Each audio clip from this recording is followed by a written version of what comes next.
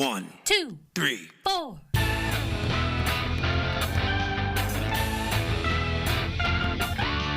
Monster movie. Fun time, go! Monster movie. Fun time, go. Monster. Movie. Fun time. Go! Monster movie. Fun time, go. With Precious D and Honey Bee. Fun time, go! Ladies and gentlemen, boys and girls, friends and neighbors, welcome to Monster Movie Fun Time Go. I am one of your hosts, Precious D. And I'm the other one of your hosts, Honey Bee. Honey Bee is back from the void. Surprise, shout-ay. Done with school for now. Woo! I'm going to remember to say this at the top of the show. Folks, if you like what we do here, like and subscribe, rate and review. It really helps us out, helps other people find us. And what you're finding is a kaiju show where two best friends make their way through the history of kaiju movies. We started with King Kong in 1933, and now we're up to 2023. Damn! And we're doing, I guess you call it a TV show. It's a streaming show. I think people still call them TV shows. You watch it on your TV. Series of sorts. It's Gamera. Gamera is back in Gamera Rebirth. Woo!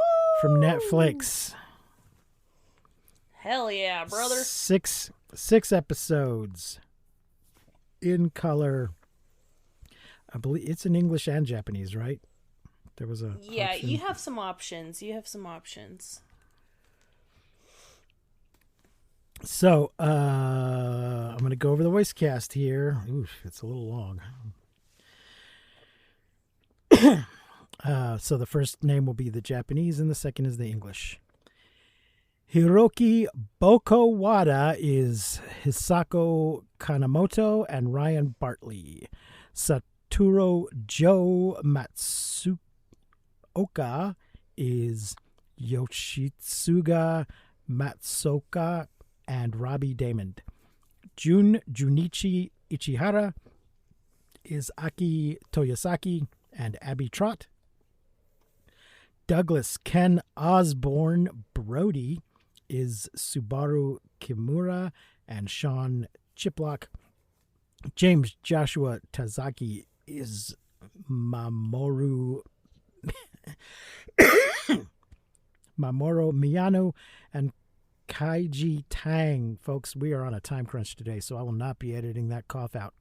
Amiko Melchiori is Sayori Hayami and Suzy Young. Munetsu Sasaki is Takahiro Sakurai and Tom Choi. Mio Inatsu is Yu Shimamura and Elspeth Eastman. Atsushi Higishifushimi is Raisuko Higa and Keenan Shimizu. Ako Wada is Nanako Mori and Melissa Greenspan. Raymond Osborne is Kazuya Nakai and Patrick Seitz. Nora Melkori is Marie Oi and Karen Strausman. Winston Griffith is Watoru Hatano and Todd Haberkorn. Asalem Rybrandt was Yuki Tamai and Michael C. Puzzuto. Prudencio Fortea was voiced by Shunsuke Takeuchi and Jason Griffith. Bernie Dawson is Kazuhiro Nakayaya and William Salayers. Roderick Oller is Wataru Tuzuzaki and Xander Mobus. Riki Pirhonen is Seiyu Fujiwara and Ryan Colt Levy. Dario Montemayor is Kazuki Onishi and Zeno Robinson. Professor Suzuki is Yoshito Sasaki. And Bill Rogers, Professor Matsui is Dasuki Yakoto, and Todd Haberkorn. Julian Bompani is Rota Suzuki, and there's no English one listed for these next two either. Angus Gayer is Tomohito Takasuka. Mark Addison is Jen Sato. And that's the main cast. Hell yeah. Before we get into it, folks, next weekend is Kaiju Go at the historic Texas Theater in Dallas, Texas. They might be sold out by now. I don't know. Go to kaijugo.com to find out. We are official sponsors. We will be there. You can come meet us. We'll be giving away some door prizes at some point during the day. Yeah. Honeybee, what did you think of Gamera Rebirth? Oh, I have so many thoughts. First of all, I would like to say I was a little nervous going into this because of Godzilla Singular Point. I was like, oh, God, please, no. But I will say I was pleasantly surprised. Even though this kind of is like a lot of people shit, I feel like the people shit is like good. I care about it. I care about the people. They're not all like, I just had a really bad taste in my mouth from Singular Point, and because there was no action in that, and I was just pleasantly surprised. So I will say that this exceeded my expectations because I did go in a little bit nervous. I love Gamera. Gamera's for the children's. Yes. I feel like they did a pretty good job of making, the kids kind of like, it's a Gamera movie type shit for sure with the kids and stuff. I will say that okay, so when it first started, like first episode, and like we're like looking at the people and stuff, I was like, oh man, because I don't necessarily like love anime. I know we've had this conversation before, and the animation in this, I was kind of like, it's just so like classic anime, and I just don't really like love that. But then when the fucking kaiju came out and they were just so incredible, I was like, oh, okay, so it's just kind of the people that suck as far as like the animation goes. I just like it, which is fine. It's totally fine, because the kaiju were just so freaking amazing. The designs were so good. I thought they did a really great job of making Gamera, what modern, I guess. Like they gave him the powers. They changed some things about him. I was a little bummed out that he didn't spin when he like flew, but it's all right. I think that I was pleasantly surprised. There were a few things where I was like, this kind of isn't the greatest, but so many other things made up for that. So much action, so many good battles, amazing designs of kaiju. There was some things that were kind of silly or like didn't quite make sense, but like when the little tiny Gaios is like shooting his little beam and like it's hurting Gamera, I'm like, okay, come on. But it was great, and there was so many things that made the things that I was kind of like, just not really matter. I liked the kids. Yeah, I thought overall, I'm gonna say this was a win for me for sure. Initial thoughts, I love Gamera, and I feel like this is a pretty good one. Well, it's definitely more straightforward than Godzilla Singular Point. God, that was such a not nightmare. A bunch of weird shit about the nature of the quantum universe. Yeah, and then like, just one scene of Godzilla walking for 3 seconds and like no action. This was completely the opposite of that. This was so action packed. The fights are so good. And also I kind of was shocked by like the brutality. Like, even like in the first episode when the little Gaios like lasers people in half, or like it's just like shredding people with, I was like, oh shit. And then at one point, I think it's in the second episode, one of the characters is like, you fucking pig, and I was like, damn, okay, all right. Yeah, a lot of cursing. Yeah, so I really love that too. I will just say that, yeah, I was a little disappointed in the animation only as far as the people go. Like, they're just very, like, they don't have a lot of expression, you know? Like, they're just, Okay. I just don't love the animation of the I didn't people. notice. It seemed fine to me. I think that the I mean, it's not like- actors did a good enough job to make up for it, but Okay. It seemed fairly standard modern level animation, not Scooby-Doo level. Yeah, I don't really like. I love animated things. I love animated anything really, but I don't just anime in general. Like, it's just not my favorite. It's just not my. There's a few animes that I like. It's just something about the way that it's animated. A lot of anime is animated. It's like hard for my eyes to follow in some way, but. And I thought this was gonna be like that, but then when like I said, when the kaijus come out, it's like, oh shit, no, this is actually fucking artistically brilliant.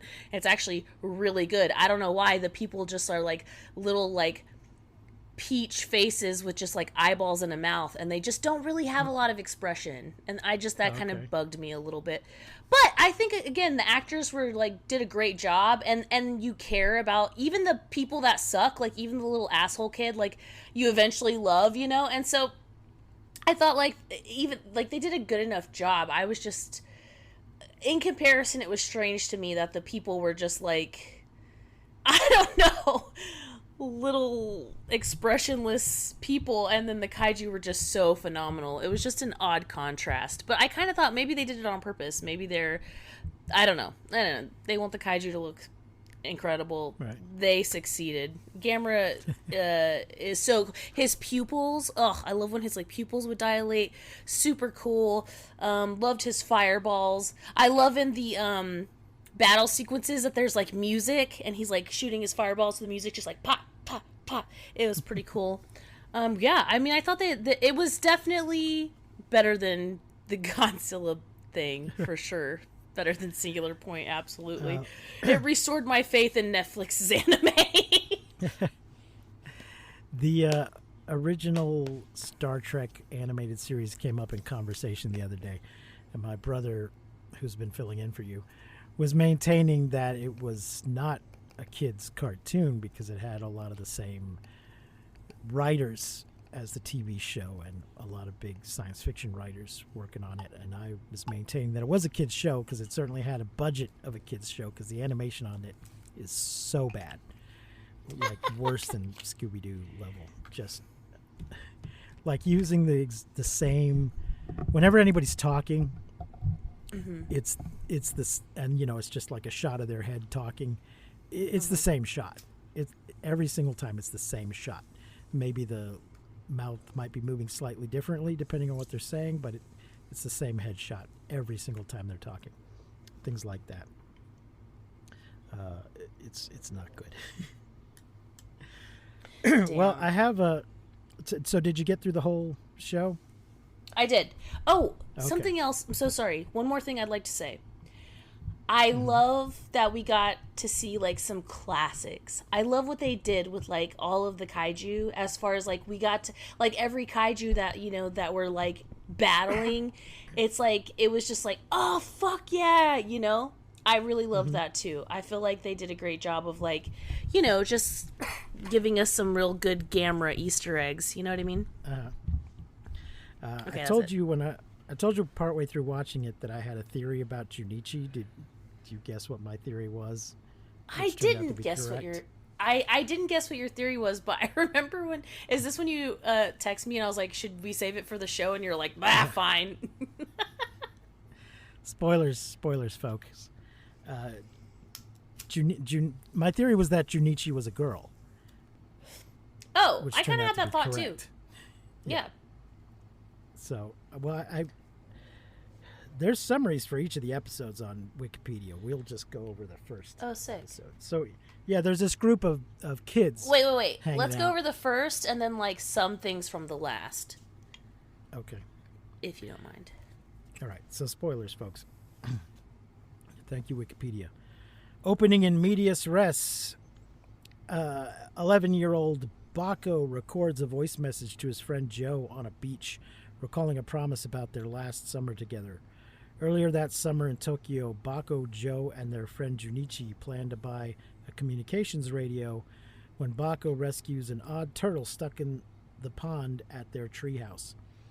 They are soon accosted by neighborhood bullies led by Brody, who steals their money. Okay, we should mention that this is in Japan, and the bullies are all children of the Americans that are stationed at the army base near the town. And they're also dickholes. Oh, you already said Yes. bullies. Well, yeah, okay. Yes. So this is like in the post-war 1950s Reconstruction era, when, but it seemed there's some things in there, like some moon missions and stuff, that indicate this is a different timeline than ours. It's not strictly historic. Interesting though, right? That like politically, like this show that like I don't know, there's that's a kind of, you know, a theme in like kaiju movies. You know, we get a little bit of the politics. We like to see it. We like to see it. Yeah. So the bullies led by Brody, who steals their money. Meanwhile, in New Guinea, the Eustace Foundation mining company uncovered multiple eggs which hatch and grow into a swarm of flying creatures, Gaos, soon converging on Tokyo. They're so get their money. derpy. Yeah, they kind of are. Yeah. They're so to get cute. To get their money back, Baco and his friends confront Brody and his friends at an arcade where they're caught up in an attack by the Gaos. While the flock of Gaos overpowers the military forces, some of its individual turns attention towards the children. The children are rescued by the arrival of Gamera, a turtle-like kaiju who kills the larger Gaos after wiping out the flock of smaller Gaos. Okay. Shortly thereafter, a rescue team led by Agent Before all James of this Tazaki. happens though, hold on, Yeah. before all of this happens, the kids are like down at the little like river front, and they find this turtle that's like trapped kind of in these roots of this tree. And when they first see Gamera, one of the kids is like, "It looks just like the turtle from the pond," you know? Yep. And it's just like, And who's to say it wasn't? and who's to say? But I was like in my feels like, oh, Gamera. Because like, when was the last Gamera movie we had? Was it the 90s? It was, It feels like it's been forever. Gamera the Brave. It was the trilogy, right? In the 90s? No. Gamera the Brave was 2006. Okay, all right. But, yes, there was a trilogy before that. Let's see. Yeah, so it's been a while. This is our first Gamera thing in quite some time, which is super exciting. But I feel like there is a bit of a pressure there, and I feel like they did a great job with it. Gamera Guardian of the Universe, Gamera 2 Attack of Legion, and Gamera 3 Revenge of Iris were 95, 96, and 99. Then there's a big gap to 2006. Gamera the Brave is not part of that. It's its own separate thing. And then there's... Yeah, I feel bad. I kind of forgot about Gamera the Brave. I really liked it too, but I kind of that trilogy really like is, I guess, like sticks out for me for like my favorite Gamera films. You know, right?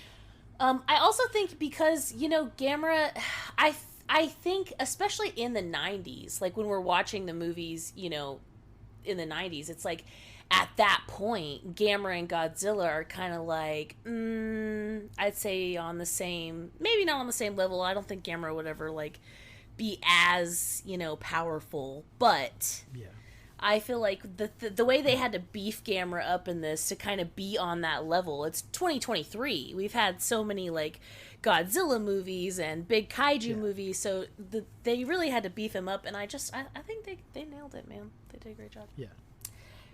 Let me finish this real quick. There's just one sentence left. Sorry. The rescue team, led by Agent James Tazaki and Dr. Amiko Melchiori, picks up the children for questioning. So, through the course of the series, they give the children these fancy sort of beeper text box radio things, the reason the main kids want to buy a radio in the first place is that one of them's going to move away, and they want to be able to still communicate.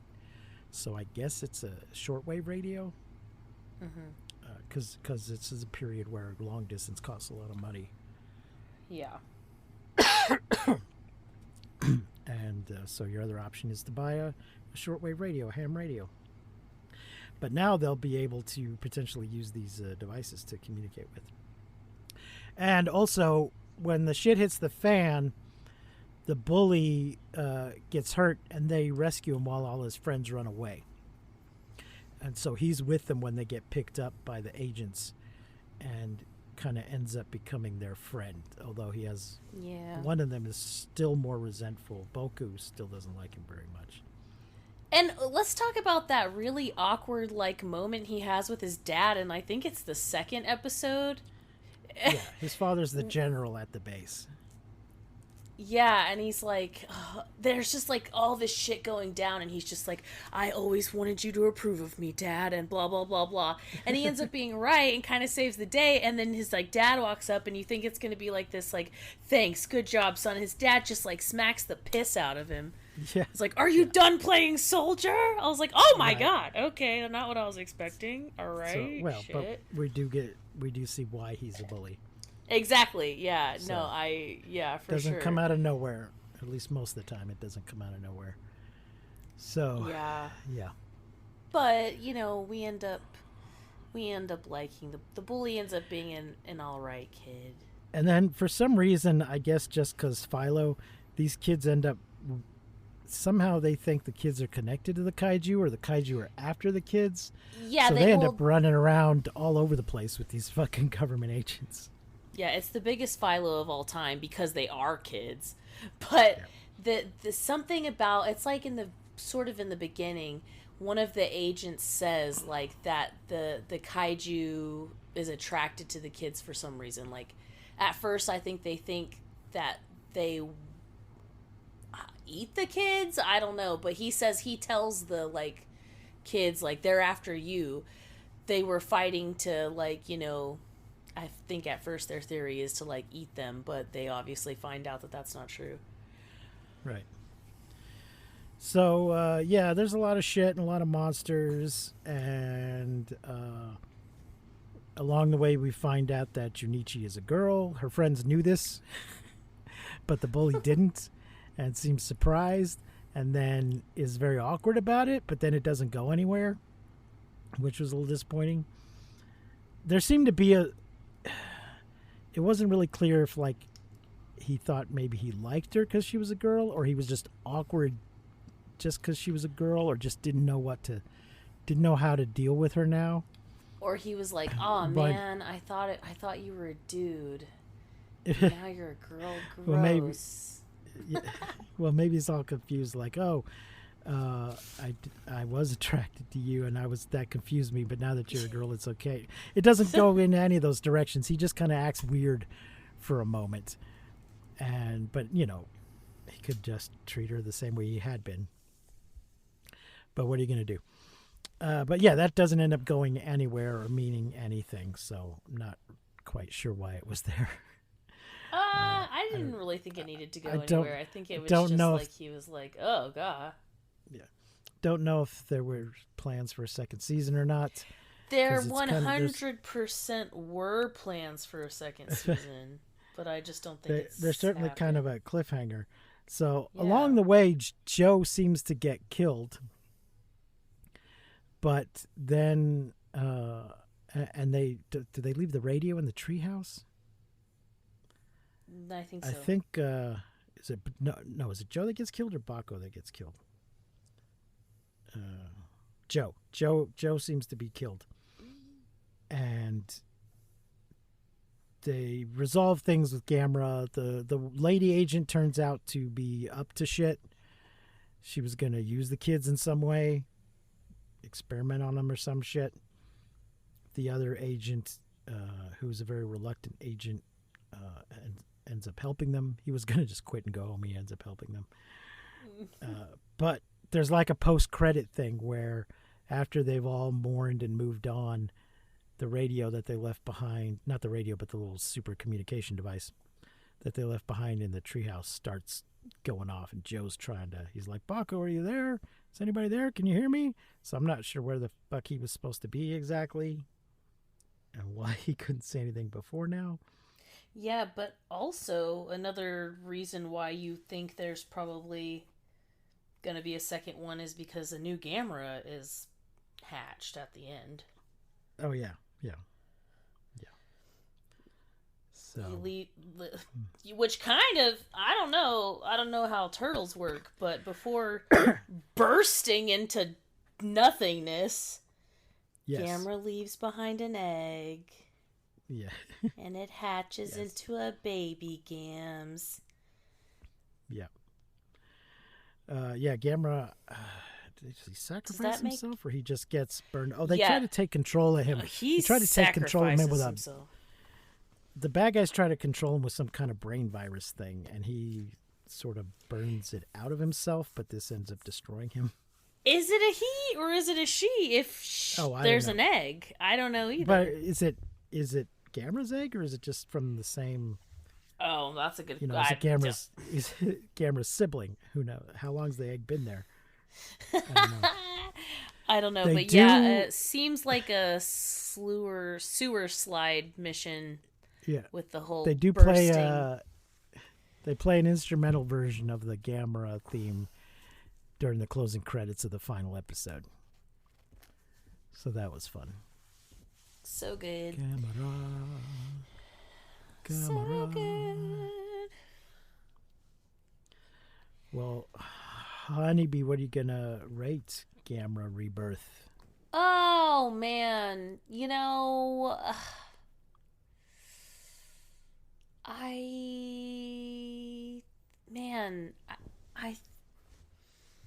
I can't decide. What are you gonna rate it?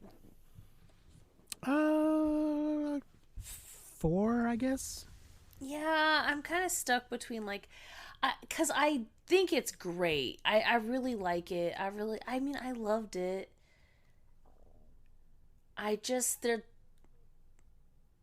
It's just like the animation in certain points just really ugh. I mean, I'd watch more if they continued it. For sure, 100%. I'm going to say 4.8. Like a very soft 5. Hard 4. Yeah. Okay. Alrighty then. Folks, if you like what we're doing, like and subscribe and rate and review, but also check out our other podcast, Mars Needs Movies, where we talk about movies and TV shows that deal with alien invasions, incursions, infiltrations, and visitations. I might also work in the occasional movie that takes place on Mars because hell yeah, I want to make you watch John Carter. Sick. So there you go, folks. That is the show for today. We will be at Kaiju Go next week. We hope to see you there. Yeah, come say hello to us. Until then, I have been Precious D. And I have been Honey Bee. Remember to keep calm and take shelter in basements. And please, don't misuse science. We won't see you, but you will hear us next time on Monster Movie Fun Time Go. You've been listening to Monster Movie Fun Time Go. If you enjoyed the show, please consider rating and reviewing us on your podcasting platform of choice. You can leave us a message and find links to all our things at mmftg.com.